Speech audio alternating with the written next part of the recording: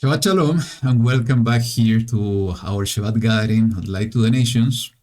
You have not noticed yet this pre-recorded session that Lilian and I just did it a few hours ago. And the reason we are doing this is because we have an in-person gathering with our family, and it was decided to do it now in Shabbat, and I think it's going to be a double blessing for us that we are able to have this virtual gathering somehow with all of you, our dear family in YaHuWaH, and also we are going to have a gathering with our family that we are going to be able to enjoy the time together, and also to study the Word and to praise YaHuWaH together. This is what we are doing at least once a month. So, but we didn't want to lose the opportunity to have this portion going, and to, even though that we are in different timings and we are recording this video, just to put our spirit with all of you that they are watching this study today. So we praise YaHuWaH that He's given us this opportunity to have this gathering, in these days, to continue studying the Word, to continue studying this amazing book of the prophet Ezekiel, where we have been finding so many truths that are so applicable to the times we are living. And I do believe that today is not going to be an exception. The message we see in this chapter 34 and 35, especially in the chapter 34, and the 35 is a little bit complicated, but we will see. But the message that is written in the chapter 34 is so important, so applicable for not only for these days, this is what has been happening throughout years already, but especially what's happening today.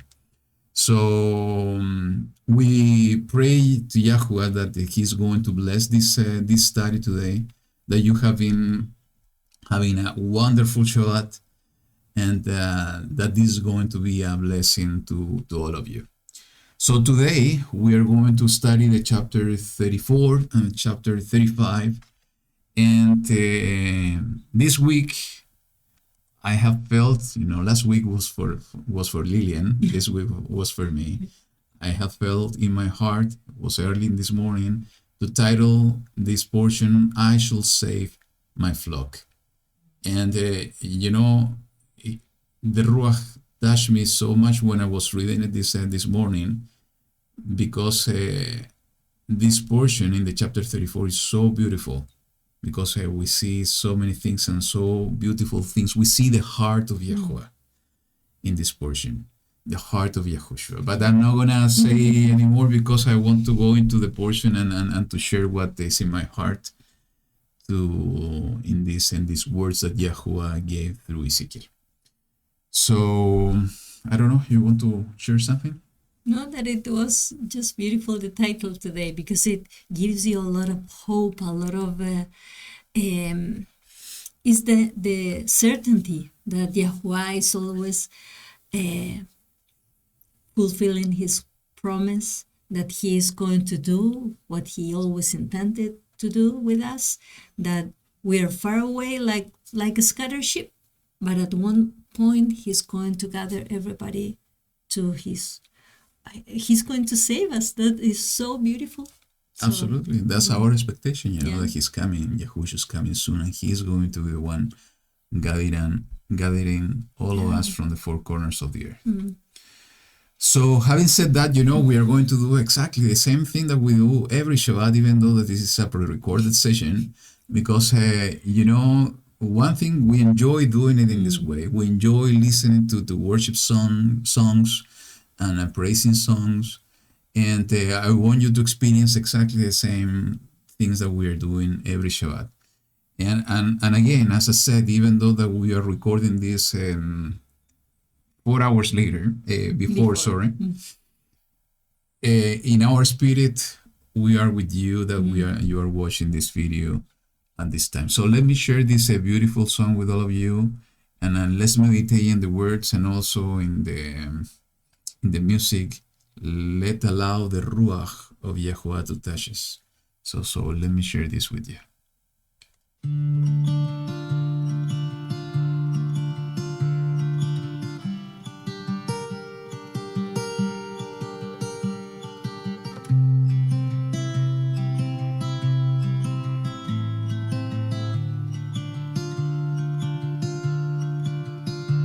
Let the one who hears the Savior say, come.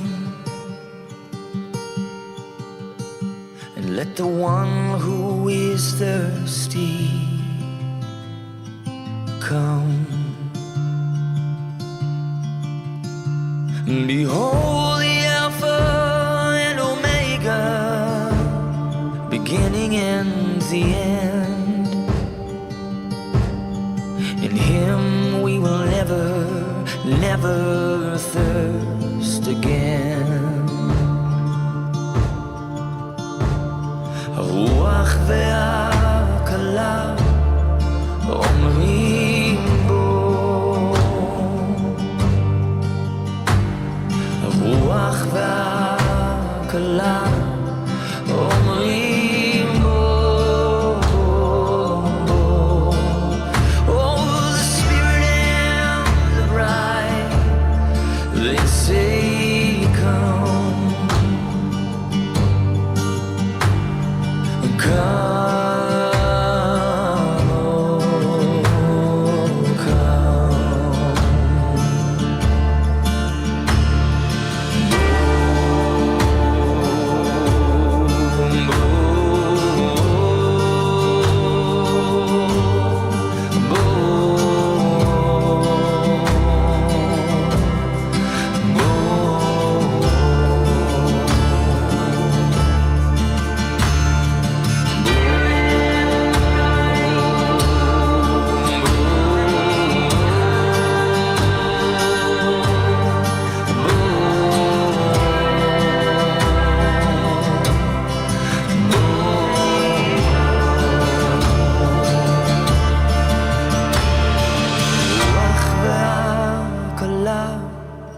אומרים בו,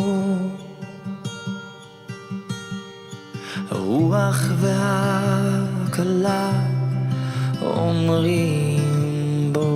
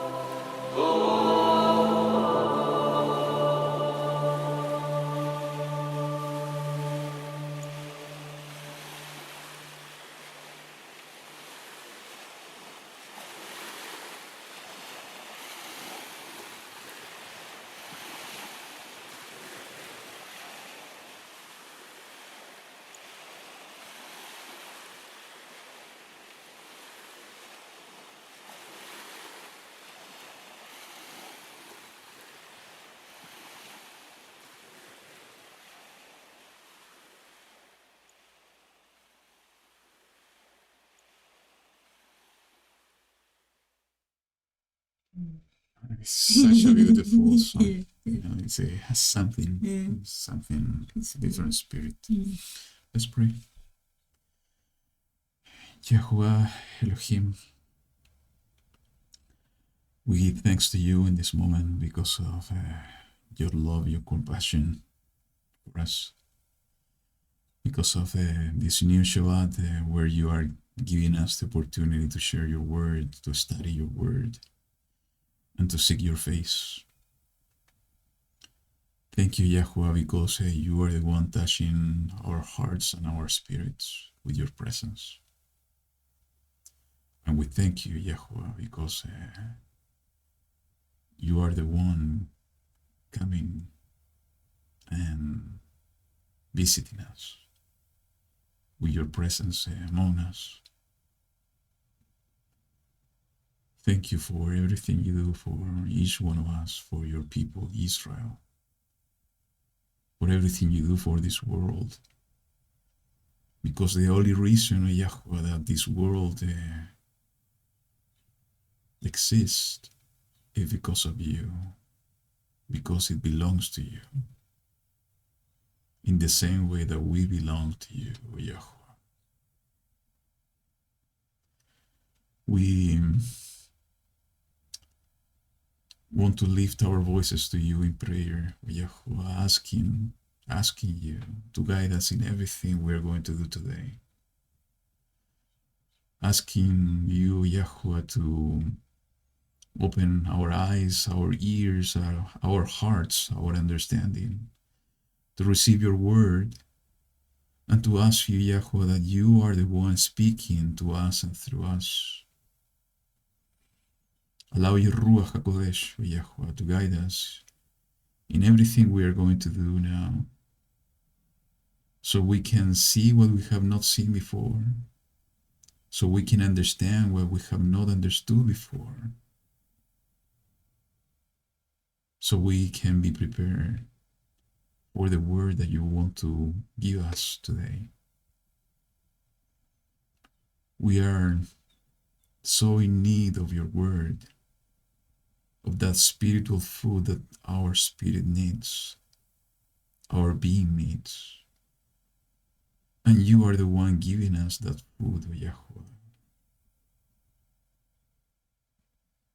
Just remember your son Yahushua, when he said that he was already having some food. He was not hungry for physical food because he was already eating your spiritual one by doing your mission, doing the desire of your heart. And that's the food we are asking you to give us. Feed us, O YaHuWaH, with your spirit and with your presence and the desire of your hearts, so we can become true servants of your kingdom. I pray for your people, YaHuWaH, our brothers and sisters that are watching this study, that you can touch their hearts, that you can be with them, that you can provide to their needs. And I ask the same, YaHuWaH, for this generation of your people, Israel, this last generation of your people, that you can guide the steps and provide to their needs, that you can touch the hearts, so we can be one in you through Yahushua. We can be Echad in you through your word. So we are so prepared for the coming of your son Yahushua, who is coming soon. There is no doubt in our hearts that he is coming soon, because we see the signs of YaHuWaH. And also we can feel in our hearts that he is coming soon. And we want to be prepared for that moment, O YaHuWaH. We want to be prepared because in that moment you are going to be the one gathering us from every place in this world. It's in that moment when you are going to restore everything You are going to fill this earth with your righteousness and your truth and your love. Prepare our hearts, O YaHuWaH, for that moment. And we know and we acknowledge that this is the moment, the time for preparation. Remove everything that needs to be removed in this time, O YaHuWaH. Any mistake, any sin, any darkness that may be still there, hidden in our beings, and remove them through the power of your Ruach HaKodesh, and bring your light and your fire in us, so we can be pure as a temple, as a dwelling place for your Ruach, O Elohim. We praise your name in this moment, O YaHuWaH. And we ask you for your presence to be with us. We invite you, O YaHuWaH, to be in this place.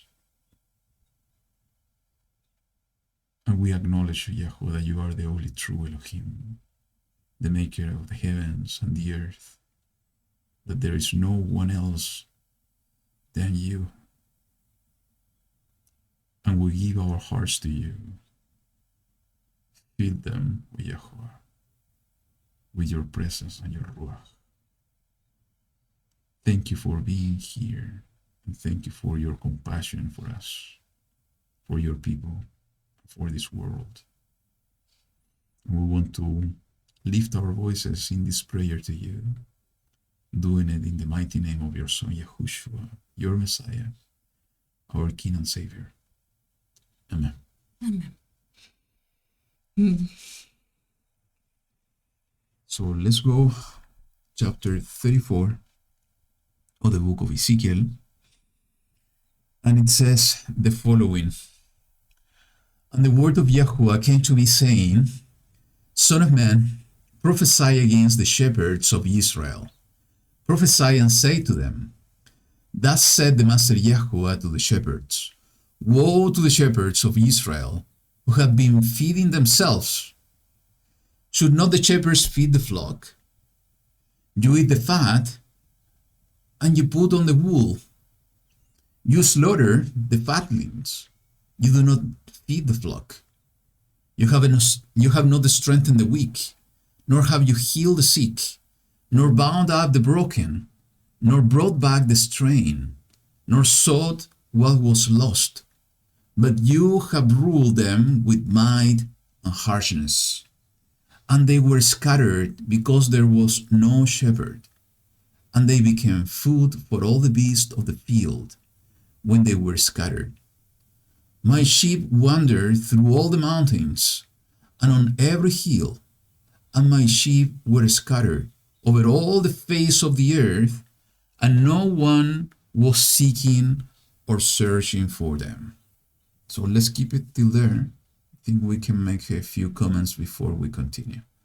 You want to say something before I go? I have this image of a video Uh-huh. that I don't know if you saw it. That it's one that is a sheep that is having a very difficult time inside of a... I remember. Yeah. We put it here Yeah, I one think, time. yeah. Yes. And is inside of a, how do you say, it's a crack or something like that? I don't know. Yeah, I don't know the name, Yes. but it's in a place where she couldn't get out. Mhm. So if she was going to be there, she was going to die at one point. And it was a person who was trying to help her, Yeah. and she was pulling it out, and then she leave it there. And then what immediately that sheep did was to jump again and fall into the same place. So, and we made a comparison that sometimes we are doing maybe the same, that we are being pulled out of a problem and we are falling into the same trap. But then today, when I was thinking about that, and when I was thinking about why that was happening, and I was thinking, when the shepherd, the real shepherd, is there, he's not going just to only bring her up out and leave it like that. He's going to take care because that sheep was going to be nervous, hurt, stressed, and her first reaction was to jump and to run away.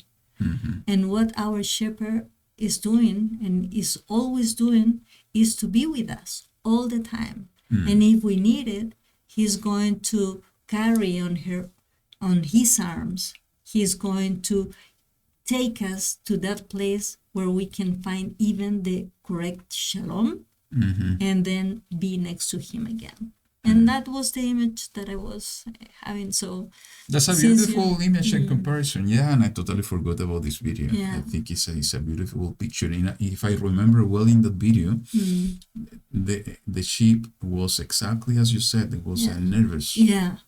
So he was trying to touch her and waiting for enough time in order for her to become comfortable. And what is the parallel is that always when we are trying to do maybe that help, we have to be very careful that we can allow them to know the shepherd, so they can trust in the shepherd and they can go with him, because sometimes we are going to try to do a good action, but we are not the one who is supposed to be next to the sheep for the rest of the, because we are not the owner of the sheep. YaHuWaH was asking us to help them, to feed them, to be in his place, but always knowing so that we can be the reflect of Mashiach. So if we are not going to be the reflect of Mashiach, our help is going to be even another problem. And also the timing, because, thinking on this video, and I'm sorry we didn't have it, and we didn't plan it actually. Yeah. Is the timing. Because, and this is happening to all of us. All of us, we need some different times in order to come to the point that the true shepherd wants us to be. And when we are doing his work, because he has sent us to he has given us a commandment, a mission, an instruction to go and to bring the lost sheep of the house of Israel. So somehow we are doing his work as shepherds. Is that we need to understand the times that each one of the sheep needs, because if we push too much and we try to stress the time, at the end we are not understanding what that sheep needs. And the end result could be totally different, totally wrong. So that's why, it's so important to use the discernment of the Ruach of Elohim within us in order to see how we are able to do this amazing job, this calling to become shepherds. And you touch base in something interesting, because what is a shepherd? Is a leader, is the one taking care of the flock. And we will see later on in this chapter that even though this is speaking in parables, at the end, and we know what the parable means, at the end he's clarifying that he's speaking about his people. Who are the shepherds of his people? There are different shepherds, but mainly are the kings. And, when I was reading this, I remembered, especially when it says that you have ruled them with might and harshness. I remember the Rehoboam, the son of Shlomo, that because of listening to his friends, the youth, instead of listening to the elders, he was treating the people in that way, in a harsh way. Yeah. And that what was the end result? Division, and was the division of the two houses. So just thinking on that, we are talking that the shepherds in this case is directed to the kings. And we have two beautiful examples of before they became king or judges. It's Moshe. He was tending the sheep. Yeah, and David. And David. So, and they became the leaders of the people. So if we want to rephrase it somehow, it's speaking about leaders of the people, and we have been called to become kings and priests. And the true shepherd, as we discussed a minute ago, is YaHuWaH. And he has sent each one of us in some way. What I'm trying to say is that each one of us is a kind of a shepherd.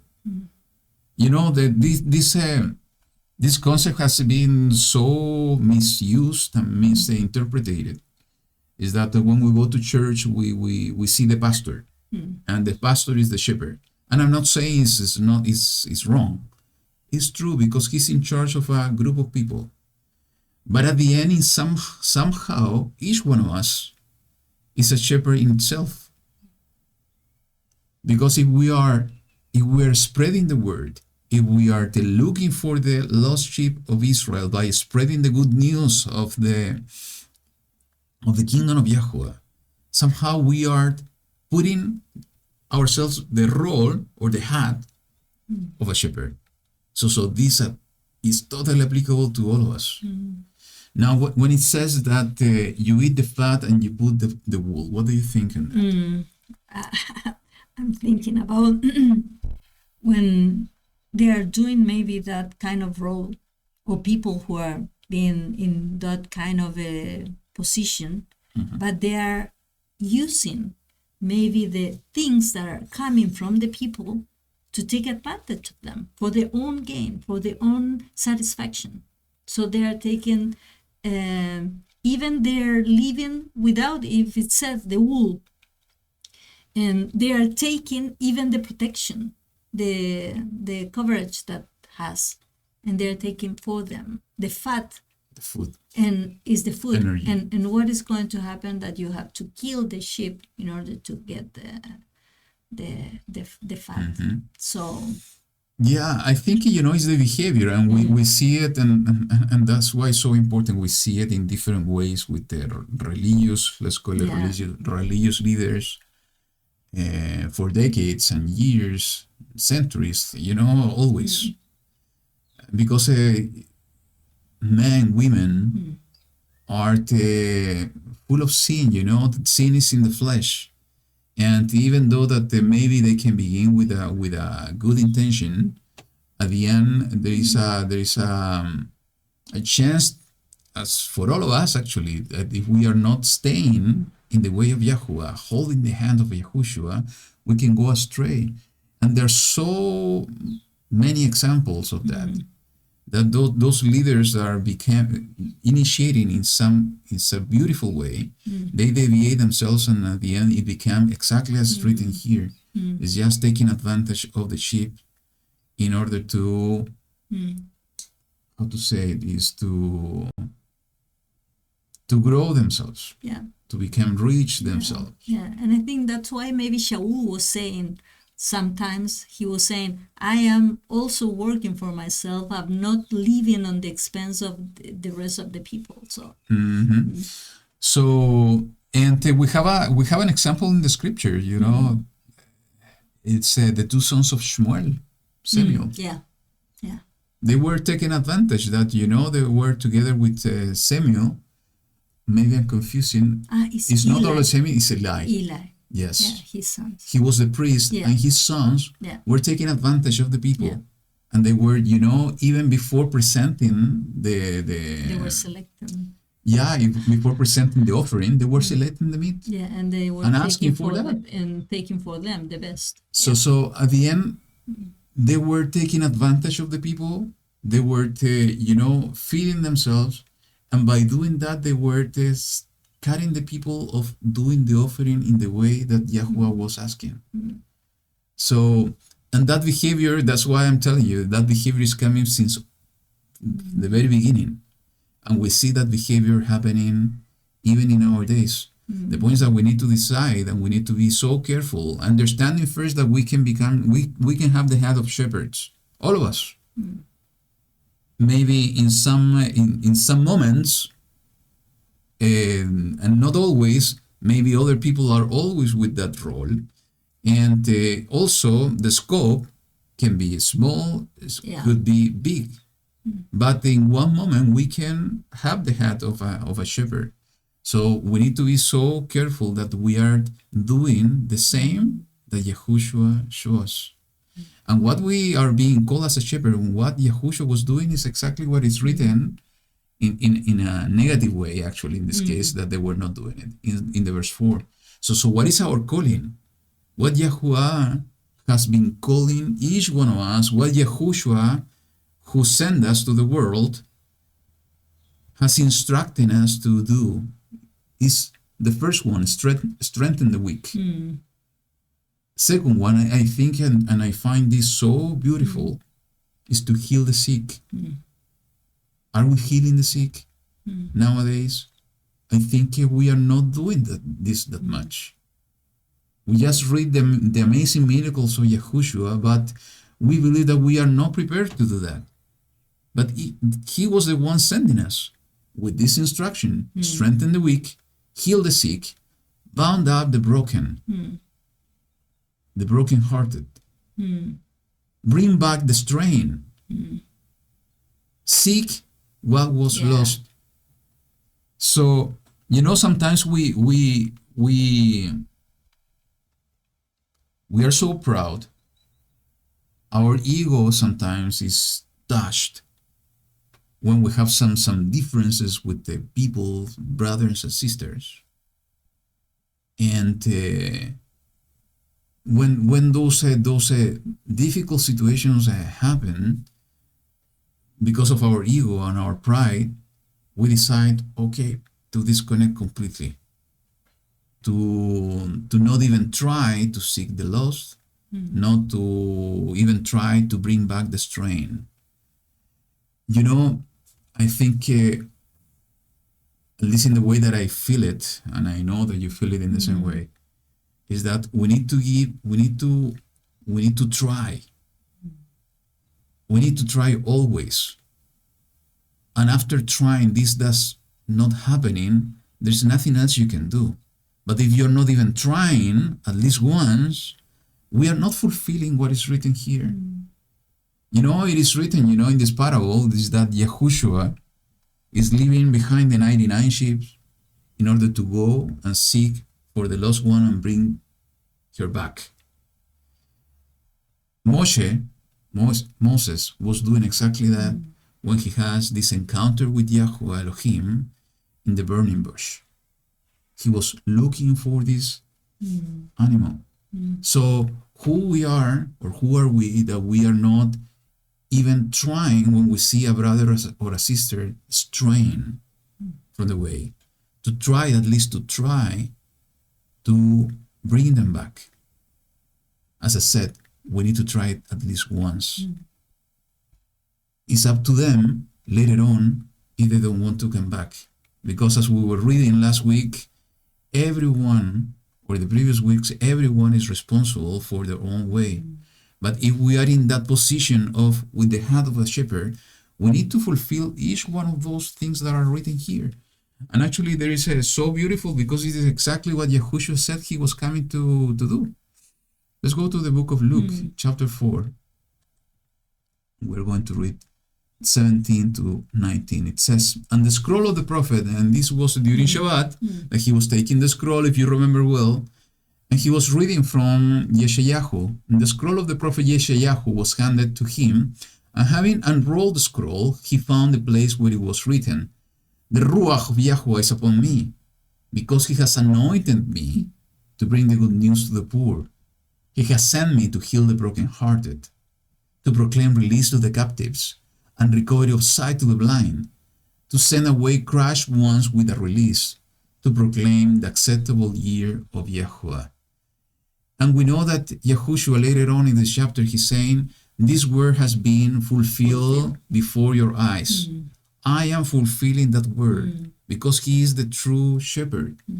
And if he's saying that he came exactly fulfilling this prophecy in Yeshayahu to do all of this, and we have been reading this for years, what Yahushua did, healing the sick, seeking the lost.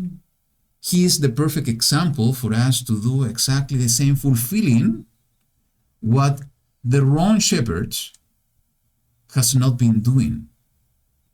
So we need to ask ourselves constantly, am I fulfilling what I'm supposed to do?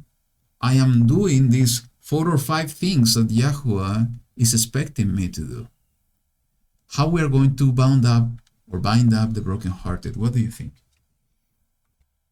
I was thinking about that when we are doing all this is because I was thinking when Yahushua was saying at the end of time, when you are in the judgment moment, I'm going to tell you, you didn't go to the widow, you didn't go to the orphans, you didn't do it with the prisoners or with these people, and you didn't do it for me. It's because that should be our attitude. Always see that everything that we are doing is because it's part of Him. It's part of we are doing to Him. Every time that we are maybe having this double thought, okay, I'm having this issue, they don't want to hear me anymore about this. We have to do an extra effort, as Yahushua did.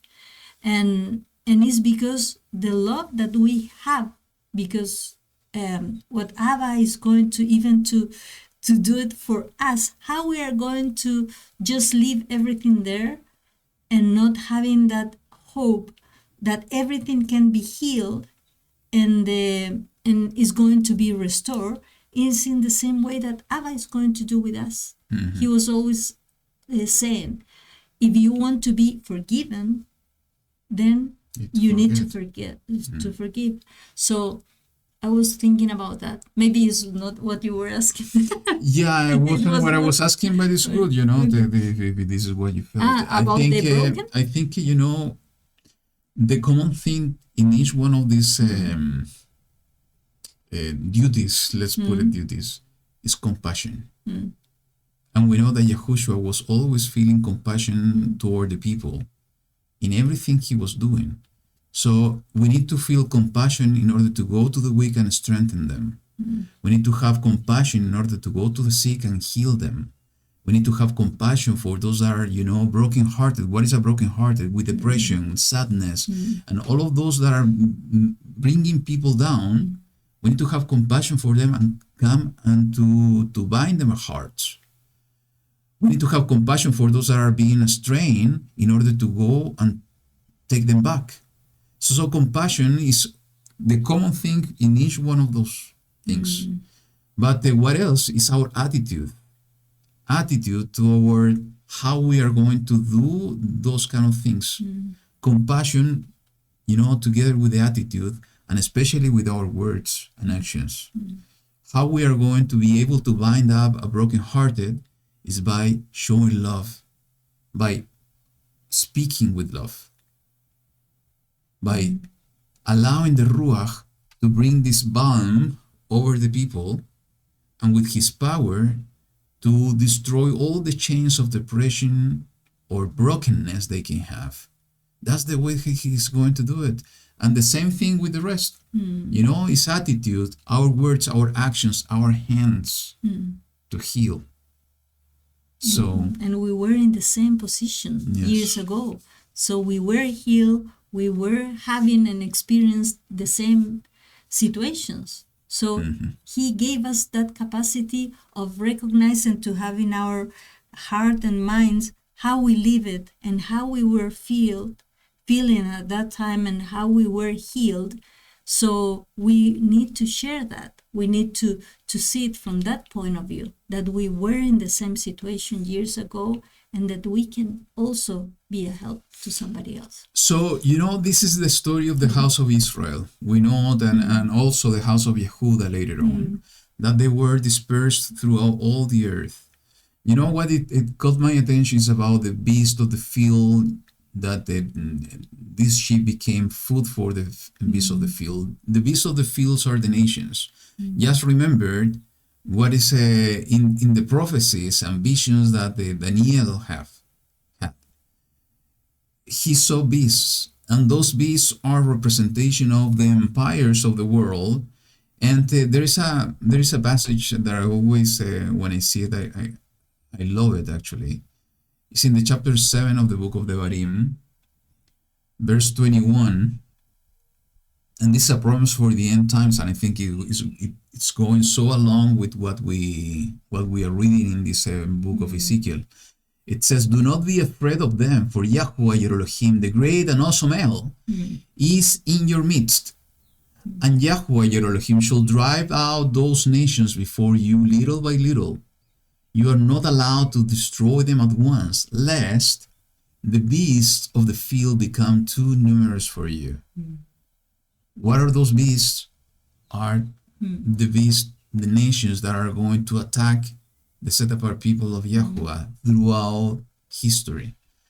But YaHuWaH your Elohim shall deliver them over to you and destroy them with a great destruction until they are consumed. And when that great destruction is coming with Yahushua in his second coming. And we know this because this is the way that it's written. Yahushua is coming in order to defeat all the enemies, all the nations, in order to reconquer the earth. So let me go back to the chapter 34. And let's continue, verse 7. "Therefore, you shepherds, hear the word of YaHuWaH. As I live, declares the Master YaHuWaH, because my flock became a prey, and my flock became food for every beast of the field, from not having a shepherd. And my shepherds did not search for my flock, but the shepherds fed themselves and did not feed my flock." And let's understand, it's not only physical food. Most importantly is the spiritual food. That's why they went astray. They forget the Torah of YaHuWaH. They set their own ways, their own idols, especially the house of Israel. And nobody between the kings or the leaders were trying to bring them back. What YaHuWaH did, he sent his own servants, the prophets, in order to send the word to them and to try to bring them back. "So therefore, O shepherds, hear the word of YaHuWaH. Thus said the Master YaHuWaH, See, I am against the shepherds, and shall require my flock at their hand, and shall make them cease feeding the sheep. And the shepherds shall feed themselves no more. And I shall deliver my flock from their mouths, and they shall no longer be food for them. For thus said the Master YaHuWaH, See, I myself shall search for my sheep and seek them out." And this is so beautiful. He's going to do it by himself. It's like when he opened our eyes. So when he's saying, "I myself will do it," who was the one doing it? It's Yahushua, the Messiah, our King and Savior, the true shepherd. He came, he said, just came for the lost sheep of the house of Israel. And later on, he said to the disciples, "Go to the world and bring the good news." So the work he began, he delegated to all of us to continue doing it in order to reach out to the lost sheep of the house of Israel. And beautifully, we will see in the next one, he is coming in order to complete that work. Because it says, let me repeat it again, the verse 11. "For that said the Master YaHuWaH, See, I myself shall search for my sheep and seek them out, as a shepherd seeks out his flock on the day he is among his scattered sheep. So I shall seek out my sheep and deliver them from all the places where they were scattered in a day of cloud and thick darkness." What he's talking about? About the end times. He's talking about the day of wrath of YaHuWaH. That is connected to the second coming of Mashiach. It is written in the book of Matthew and in many other places, is that at the moment he's coming, he's going to send his messengers in order to gather all the chosen ones from the four corners of the earth. And this is exactly what is written here. The true shepherd sending the workers of the vineyard, in this case, messengers from the Shemayim, in order to gather the scattered sheep of his people. That's going to be an amazing time. But as we have been saying lately, we should not wait in an inactive way, in an inactive form, just for YaHuWaH and the messengers to do that. We receive a direct instruction from YaHuWaH. It's up to us today. We are the messengers of the good news.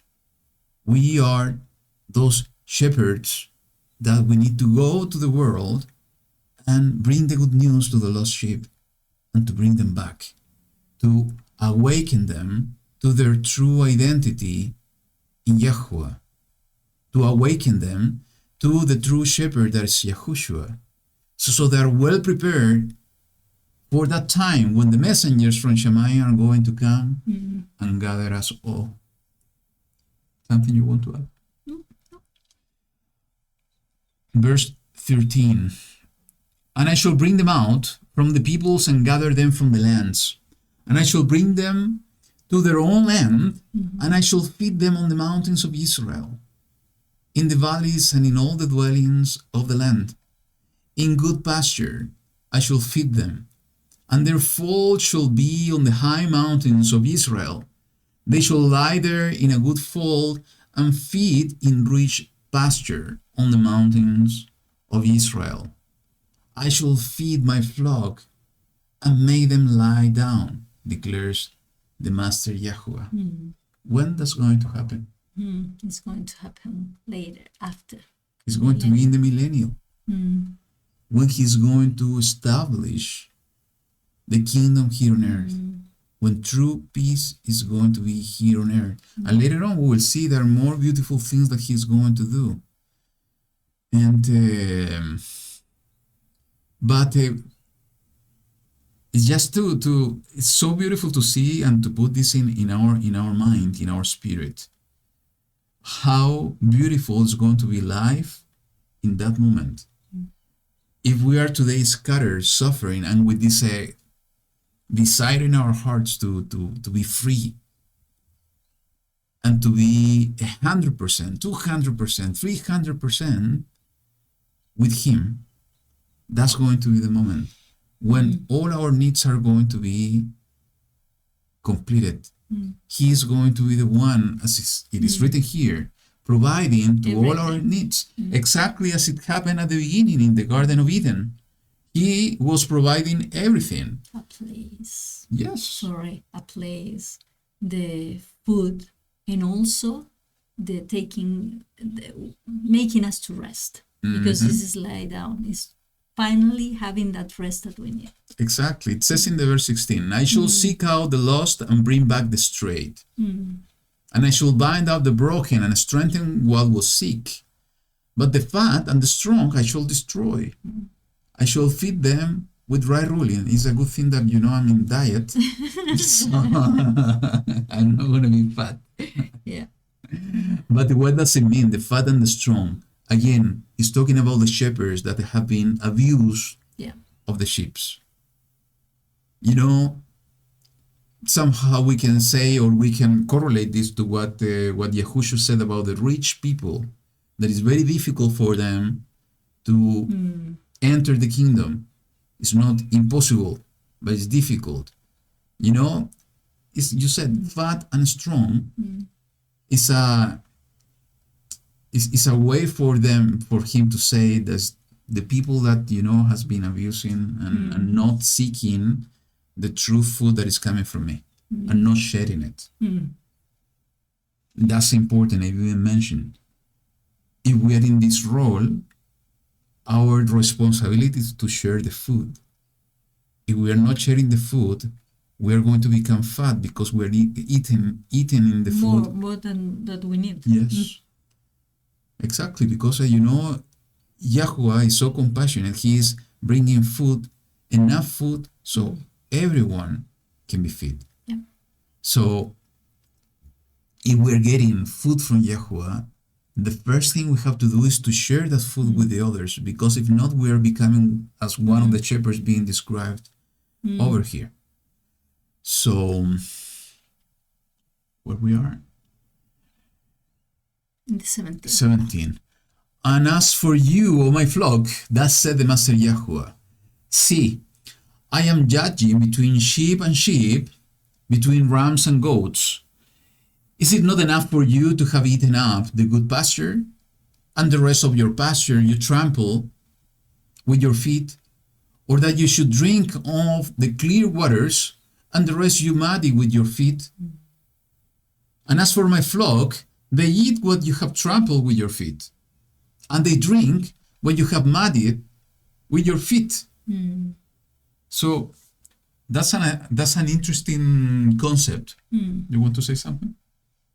I was thinking about maybe the behavior, not only in animals, but also in human beings, that sometimes when we are trying to get something, maybe we are damaging the rest for the other people. So we have to be very careful.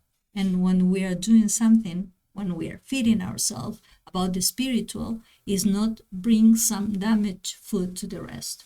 Yes. To destroy something. So in this case, it's not only the shepherds, it's between sheep, it's between the flock, that they are contaminating the food. Yeah. They are contaminating the water. While they're... So there are sheep that are eating and drinking contaminated food.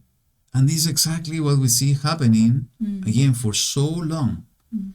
People that are really having a true heart from YaHuWaH, but they're not being fed with the clear waters and the clear food that is written here. Is everything, confused, everything mixed with something that is with dirt, something that is dirty. And yesterday and today was a special example for that. Everybody celebrating something that, is so evil, so contaminated, and so many believers, especially in the Christian, they're still doing it. And it's not only that, there's multiple things that the only way that we can analyze if we are following the true way is by studying the Word, by feeding ourselves from the Word of YaHuWaH, by allowing the Ruach of Elohim, the living waters, to guide us in this process instead of having mixed waters. So that's why YaHuWaH is so upset with the shepherds, and is so upset with the sheep as well, because between them also are trampling the way for the ones that want to move on. And they are not allowing, as Yahushua was saying to the Pharisees, you are not entering the kingdom of YaHuWaH, and also blocking the entrance to the rest of the people. So we as well, we need to do the analysis in our lives that we are not making the same mistake. Sometimes, we are so stubborn and our heart is so hard, is that when we believe in something, we don't allow the Ruach of Elohim to guide us in more understanding, and sometimes we can be wrong with some things. That's why we need to have a teachable heart all the time, because we can understand something now, but maybe we don't see all the truth. Maybe sometimes we are continuing some mixings between truths and lies. And YaHuWaH is allowing this because it's the process, as you said at the beginning. Is the process for us, is the timing we need as a sheep in order to come to the full knowledge of the truth. But if we are so stubborn, we are not going to be able to learn the whole truth at the right time. And what could happen is that maybe we are going to be the one muddying the water for the rest. So that's why we need to be so humble, so careful, asking YaHuWaH all the time to reveal His truth to our hearts. Especially if we're going to bring the good news to others, that we need to do it by allowing the Ruach to speak to us and not from our own understanding and our own wisdom.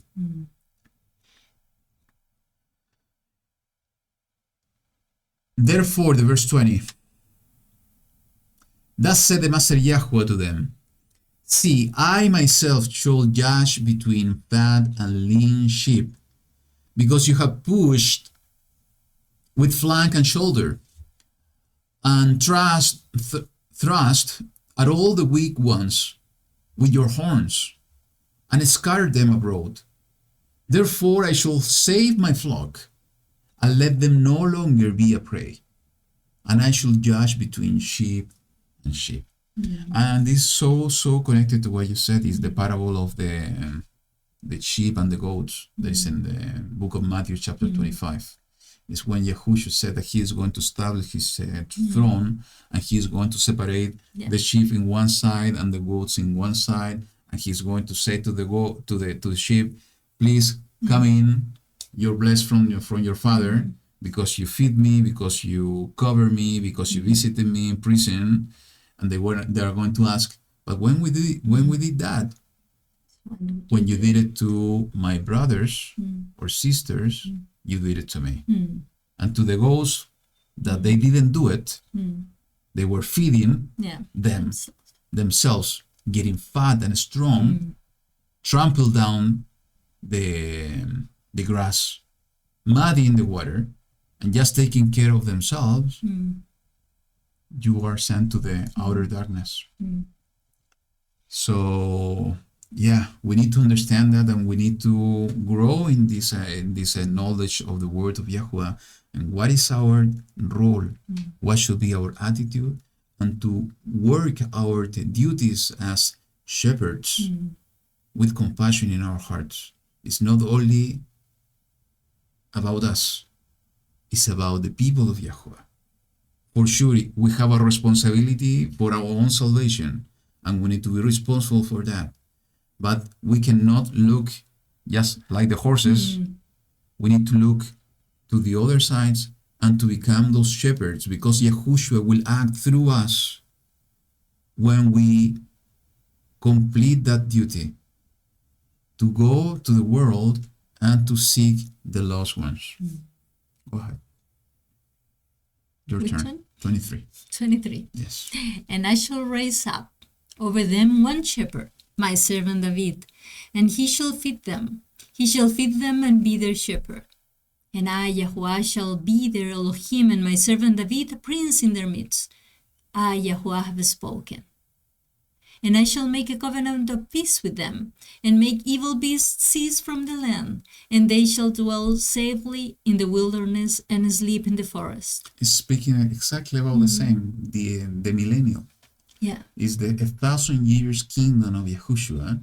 And I always wondering when he's referring to David here, to David, is truly David the one is going to be resurrected, or is it talking about Yahushua? I think the two options or the two possibilities are true. It could be that David is going to be resurrected. For sure, we know that's going to happen. And maybe he's going to have a place of a leader among the people. But also we know that Yahushua is coming from the stem of Yishai, the father of David. So in this case, it could be that this passage is a representation of Yahushua as a king. Yeah. Now, this is beautiful, as I said. He will make evil beasts cease from the land. And this is exactly when we think on those beasts as the nations, the enemies of YaHuWaH, Yahushua is going to be defeating them. It's the word of Har-Megiddo, as it is written in the book of Revelation. This is the moment when he's going to defeat the enemy, and he's going to bring everlasting peace. And nothing negative. When we speak or when we thought about the spirit of YaHuWaH and those spirits that are against, that are the opposite, for instance, hate, love, and wisdom, maybe foolishness. So all of that has the negative, and all that negativity that we see today so covering the earth is going to disappear. So it's going to be perfect again. And I shall make them And the places all around my hill a blessing, and I shall cause showers to come down in their season. Showers of blessing they are. Wow. And the trees of the field shall yield their fruit, and the earth yield her increase, and they shall be safe in their land. And they shall know that I am YaHuWaH, when I have broken the bars of the yoke, and I shall deliver them from the hand of those who enslave them. And they shall no longer be a prey for the nations, and the beasts of the earth shall not devour them. And they shall dwell safely, with no one to make them afraid. And I shall raise up for them a planting place of name. And they shall no longer be consumed by hunger in the land, nor bear the shame of the nations any more. And they shall know that I, YaHuWaH, their Elohim, am with them, and that they, the house of Israel, are my people, declares the Master YaHuWaH. And you, my flock, the flock of my pasture, are men, and I am your Elohim, declares the Master YaHuWaH. So it's talking about people. Yeah. It's talking about men and the house, the people that are being under the coverage of those men. So it's the entire people, is the house of Israel. Even though that is mentioning here the house of Israel, and I don't know if we mentioned in previous portion, somehow the house of Israel concept is speaking not only about the 10 tribes, it's speaking about Israel as a whole. Yeah. In some portions of Ezekiel, that's why we need to read it in context. In some portions, when he's speaking about the house of Israel, he's speaking about the northern kingdom. But in other places, like in this one, speaking about the whole Israel being called the house of Israel. Why the house? Because it's a family. It's a big family. So that's why the house of Israel. And there was something here, just to mention a few things, to broken the bars of their yoke. And I think all of us, sometimes we have been feeling that we are kind of in a slavery in the system of this world. That even though that is not the same type of slavery that we have read that happened in the past, we still see that we are not completely free. So that's exactly the yoke that he is going to break, and he's going to give us freedom. And as the moment that he's giving us that freedom, we are going to go to the place that belongs to us, the place that he has given us at the moment that he's gathering us. And they shall dwell safely with no one to make them afraid. And we will talk about that. And we will see it again when we talk about Gog and Magog in this same book. But we see exactly the same also in the book of Revelation, when we see the devil, Satan, being released after the 1,000 years has passed. And he's going to fight against those that are dwelling in safety. So just imagine how beautiful it's going to be. No more concerns, no more the fear of the crime, not feared of any type of distractions, any wrongness. Everything is going to be safe. We are going to be able to walk everywhere without being concerned that something can happen, and not only with men, also with the animals. If you go to the forest, you can be afraid that you are going to encounter a wild animal, and we were seeing this in the book of Isaiah, Yeshayahu, how this covenant of peace that he's talking about is also with the animals of this world, of this earth. So everything is going to be peaceful. We're going to be able to enjoy completely in freedom this amazing creation he has put here on this world. Now, I found something that was interesting. Let me see if I can find it now. It's about this concept of the plant.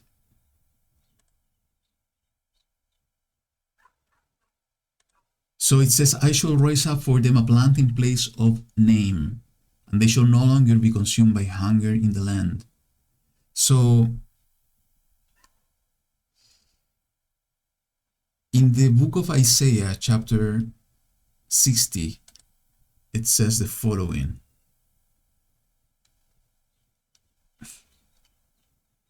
Yeah, let's read it completely from the 17. Instead of bronze, I bring gold, and instead of iron, I bring silver, and bronze instead of wood, and iron instead of stones. And I shall make your officers peace, and your magistrates righteousness. Violence shall no longer be heard in your land. This is totally aligned and in harmony with what we're reading. Neither wasting nor ruin within your borders. And you shall call your walls deliverance and your gates praise. No longer is the sun your light by day, nor does the moon give light to you for brightness. But YaHuWaH shall be to you an everlasting light, and your Elohim your comeliness. No longer does your sun go down, nor your moon withdraw itself. For YaHuWaH shall be your everlasting light, and the days of your mourning shall be ended. And your people, all of them righteous, shall inherit the earth forever. A branch of my planting, a work of my hands to be adorned. The word planting is exactly the same word planting that we see in the other passage. A little shall become 1,000, and the small one a strong nations. I, YaHuWaH, shall hasten it in its time. So your people, all of them righteous, shall inherit the earth forever, a branch of my planting. So all the righteous, the chosen ones, are going to be a branch on my planting, a work of my hands to be adorned. And I was taking a look in this in the root of this Hebrew word, and the root is going back to Genesis, to Bereshit, when it said that he put the Garden of Eden and he planted that garden in a specific place. So doing the connection, he's saying that he is going to bring us back to the beginning. We are going to be a branch of his garden. And in his garden, he is going to make sure that everything, all our needs are covered. That in that garden, we are going to live forever. That in that garden, we are going to find peace, real peace. And in that garden, in the same way that he did it at the beginning, he was dwelling in the midst of the garden and walking around together with Adam and Hawa. He's going to do exactly the same. I don't know you, but I want to be in that place. And I know that you want to be in that place too. So we need to pray. We need to prepare ourselves in order to be found worthy to be a chosen one, to be a righteous people, in order to inherit those promises, to be part of the kingdom of YaHuWaH. Today we are citizenship. We have the citizenship. But we are not in our country. We are abroad. And we need to make sure that we are not being contaminated by the ways of the places where we are. We need to follow and we need to live according to the ways of the place we belong to. Even though that we are part of the embassy only of our true country, even though that we are so surrounded by the customs and the ways of life of the people where we are. No, we need to remember our true identity.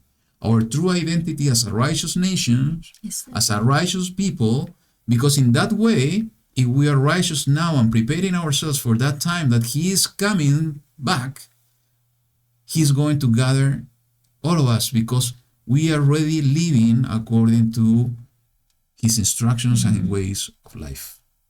Amen? Amen. Let's go back and let's go to the chapter 35. Go ahead. And the word of YaHuWaH came to me, saying, Son of man, set your face against Mount Seir and prophesy against it. And you shall say to it, Thus said the Master YaHuWaH, See, O Mount Seir, I am against you, and I shall stretch out my hand against you, and shall make you a ruin and a waste. Your cities I destroy, and let you be a ruin, and you shall know that I am YaHuWaH. Because you have had a continuous enmity, and handed the children of Israel over the power of the sword at the time of their calamity, at the time of the crookedness of the end. Therefore, as I live, declares the Master YaHuWaH, I shall appoint you for blood, and let blood pursue you, since you did not hate blood. Therefore, blood shall pursue you. And I shall make Mount Seir a ruin and a waste, and cut off from it the one who lives and the one who returns. And shall fill its mountains with the slain, those slain by the sword, falling on your hills and in your valleys and in all your ravines. I shall make you an everlasting ruin, and your cities uninhabited. And you shall know that I am YaHuWaH.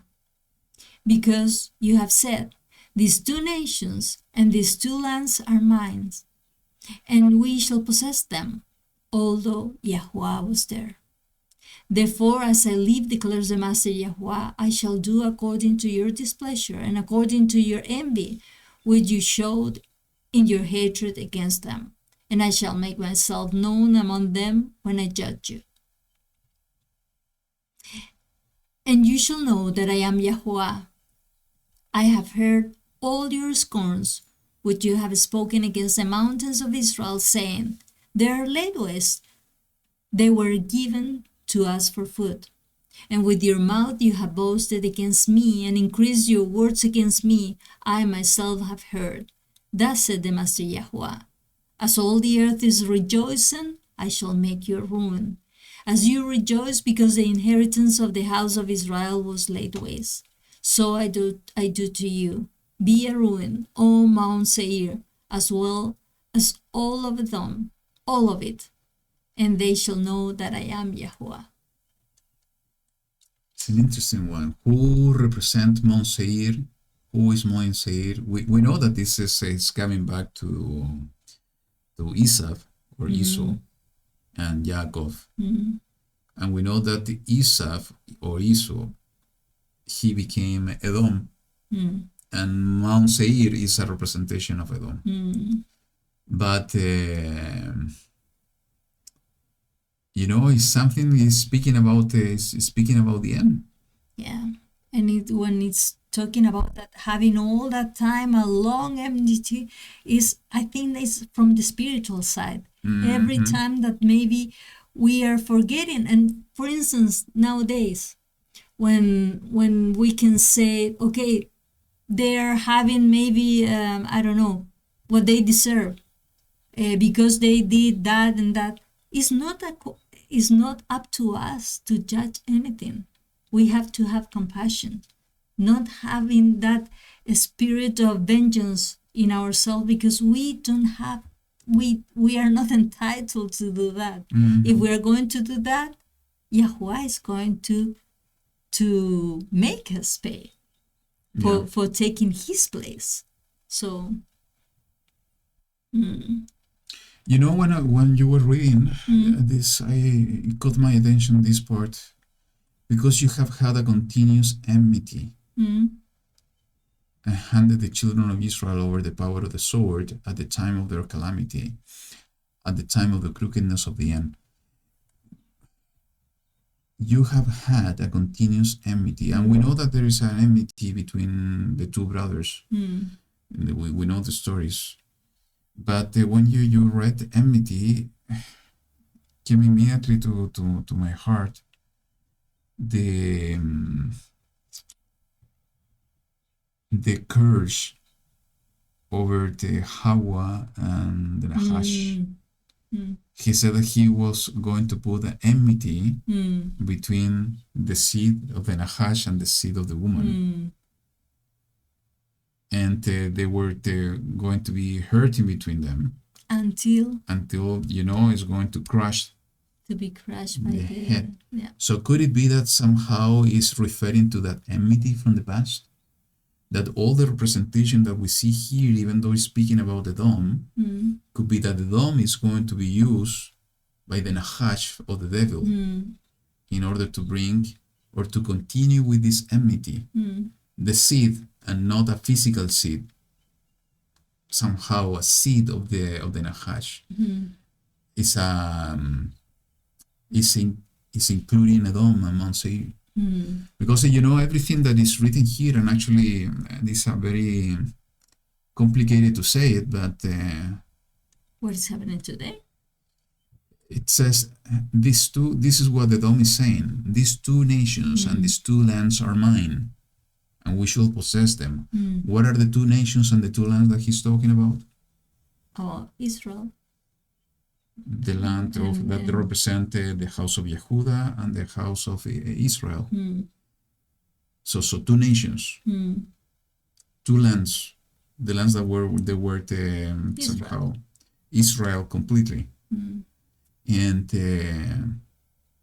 it is written in the book of Revelation, those that call themselves Jews and they are not. Could it be that maybe something is going on and something is related to that?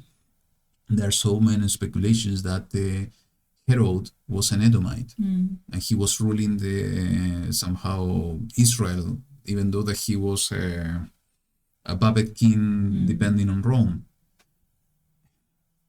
Could it be that this is exactly what's happening today? We don't know. We don't know, and maybe this is exactly the word that is being mentioned for this time. The good thing is that even though that all of this has been happening to the two houses of Israel, YaHuWaH is declaring very clear that he is going to be the judge. He's going to deal with this situation. So when we see all these attempts to deal with the peace in the Middle East, we know that the only one that is going to be able to bring everlasting peace, as somebody said recently, that this is going to be everlasting peace. No. Who is really going to bring the everlasting peace is only him, as it is written here. He is going to bring the everlasting peace through when he's going to through shepherd. Yeah. And when he's going to remove the curse that is on the earth and on all the humanity. Yes, the covenant of peace, that's going to be the moment. He is YaHuWaH, the one appointed by YaHuWaH to bring that peace, covenant of peace and this everlasting peace. He is the one that is basically is going to do all of what is written here to make Mount Seir ruin and waste and to cut off from it the one who lives and the one who returns. He is bringing, judgment. He didn't brought judgment in his first coming. Now in his second coming, he is bringing judgment in order to make things right. One could think, but this is not right. You were talking about this last week. The ways of YaHuWaH are not right. And YaHuWaH is saying, my ways are my ways not right?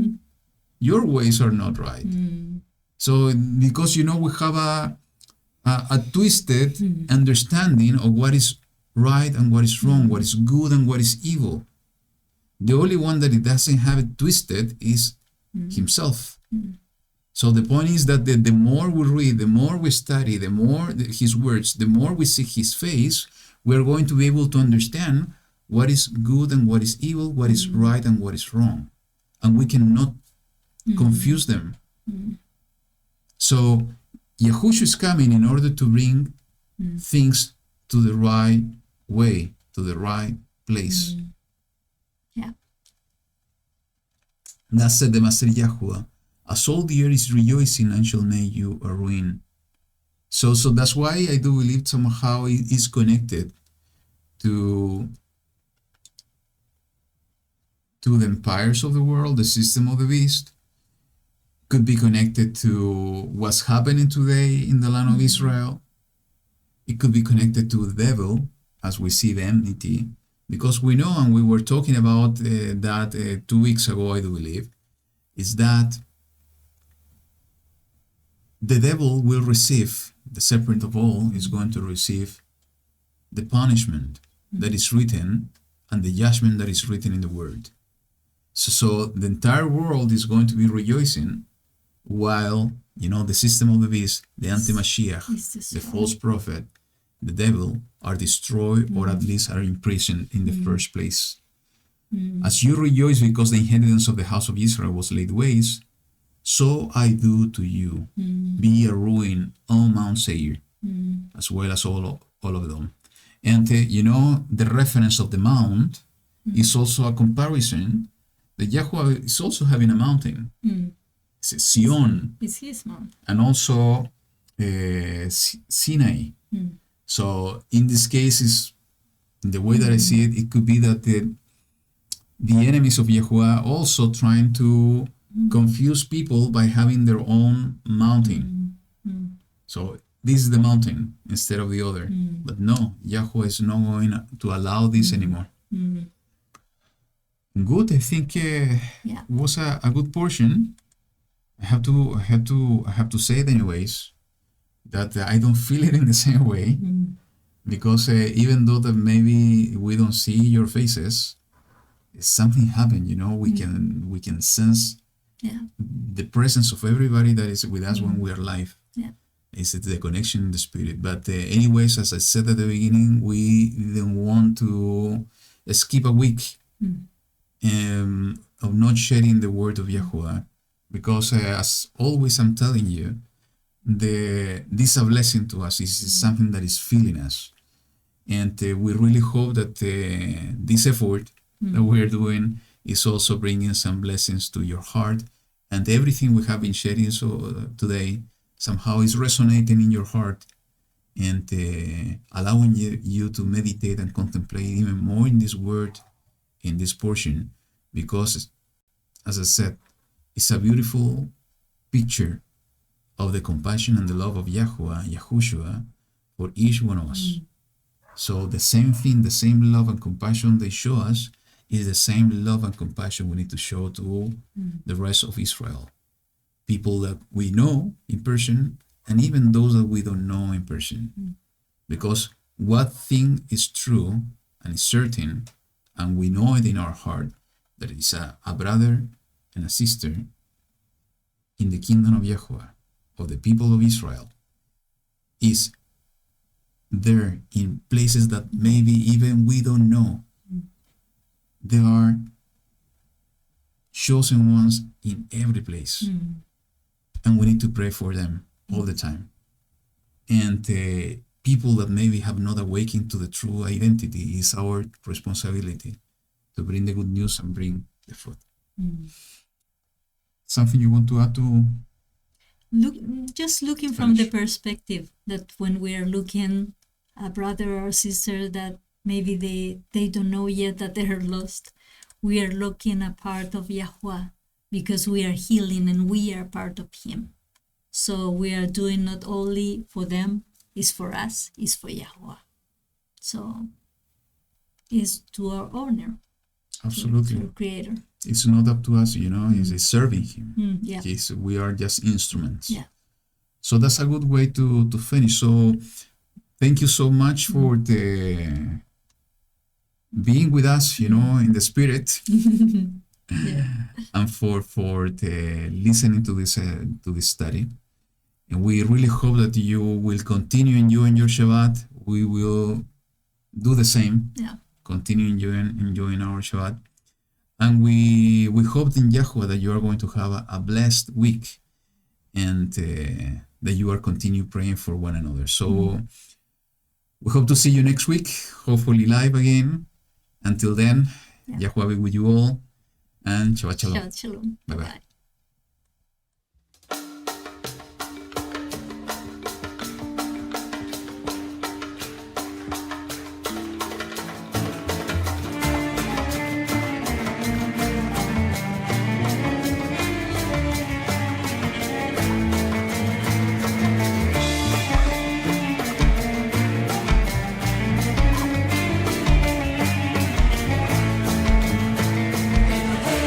השמיים הוא יצליח לנו, ואנחנו עבדיו נקום בנינו. אלוהי השמיים הוא יצליח לנו, ואנחנו עבדיו נקום בנינו.